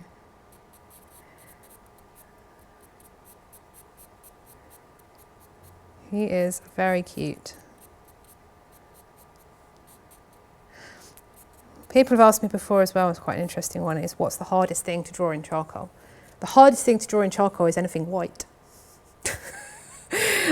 It's possible, but all you're doing is drawing the shadows, and it's really challenging. So I'd done a charcoal drawing of a Samoyed dog. I don't know whether you know what those look like, but they're basically big, fluffy, white snow bulldogs. Whew, that one was a challenge. That was a challenge. Yeah, I basically I used that brush to draw the whole dog. It was about twice this. It was about A3 size. I used that brush in very light strokes to draw the whole thing almost, apart from the claws and the eyes. So I have a quick question for you. Yes? About your composition and why you chose that crop of the bunny. Yeah. So Why did I use? So most of my work is interesting composition, and it harks back, I think, thinking about it as I have done over the years, to my time as a photographer. I think that we instinctively find things more interesting when we see them in different ways than we would normally see them. So whether that be a different angle or a different composition, something unusual that we don't normally see in day-to-day life is going to stick in our heads better than it would do. So if I'd have given you the whole bunny, that's sort of what that's what you're thinking that you're going to, you would normally see. If I give you half a bunny, he's kind of like peeking around the corner. What are we looking at? What's he looking at? It kind of sparks more questions in your head, and it's something that you wouldn't automatically think of drawing. So, and it only takes half the time. It takes half the time. Well, no, because I could have drawn it smaller, couldn't I? But we would have had to draw 2 ears and 2 eyes, and yeah, it's repetitive. So, yeah, maybe. It's half the time.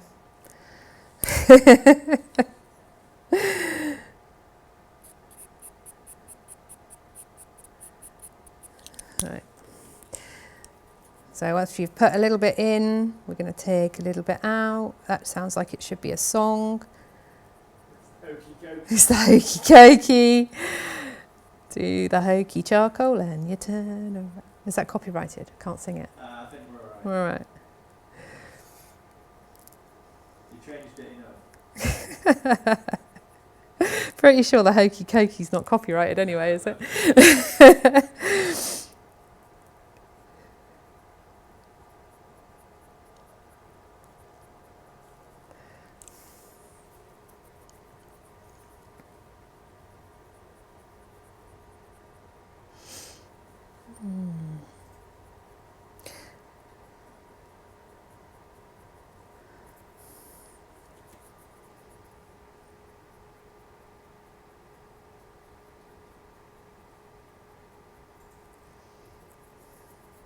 It's got like a few little darker bits in the muzzle that look like they're where the hairs are coming out. So very carefully, I'm going to try and get some of those in. I'm using the pencil because it's giving me the accuracy, but I'm not going to press very hard at all. I've probably got a nice flash of pink in this now, I would imagine. Come back a little bit.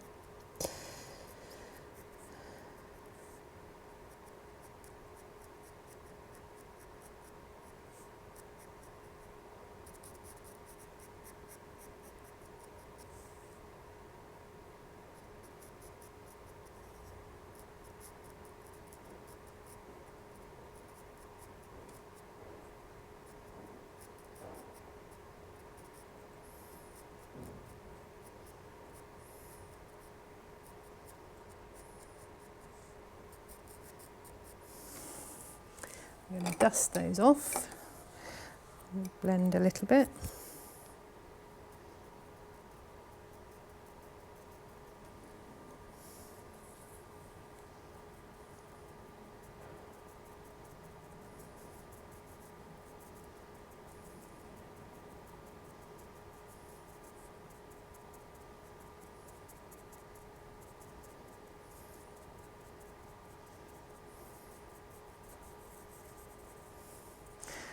Kind of cute.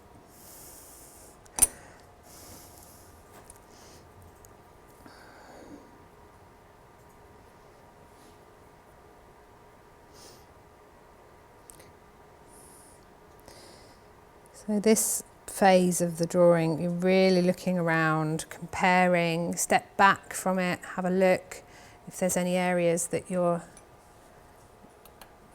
spotting there, and can just add in a little bit.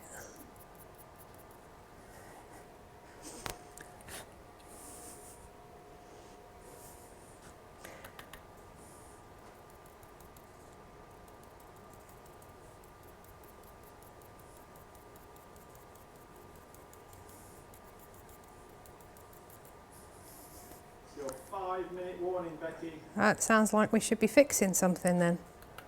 Not sure what's broken, but we'll go for it. Right, so once you have completed and you're happy, get your fixative. I'm going to move everything out of the way because you want to try and do this on something that isn't too precious. Fixative is basically a fine mist of sticky particles that's going to stick everything that's on your work down. Cleaning up the background is quite important before you do this, because if you have any little particles of or dust of charcoal that's around the outside, it's going to get stuck to the page and you'll never ever get it off. So I use the putty rubber and drag it down to remove all the dust off the page and tidy up any bits around your background.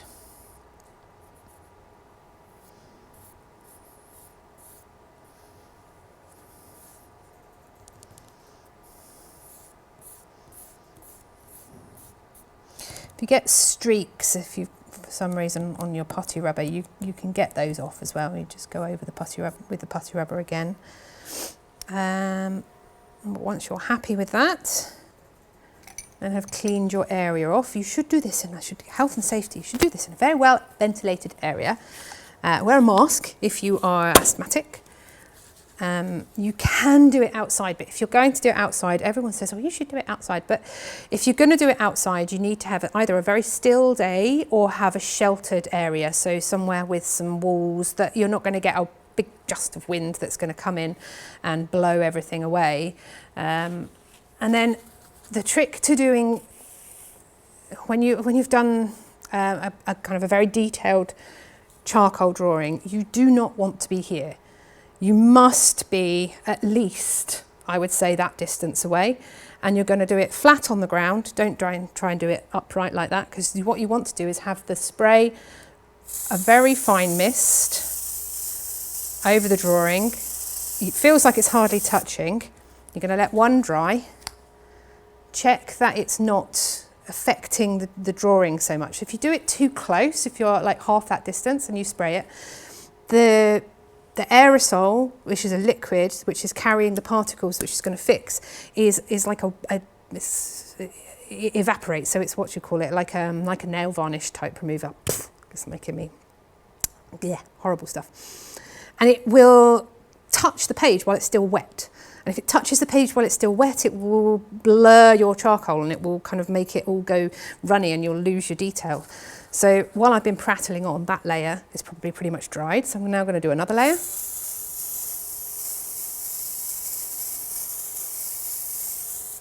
And that will probably do it, believe it or not. I'm not going to do an awful lot more. It won't be fixed to the point where I can just go like that.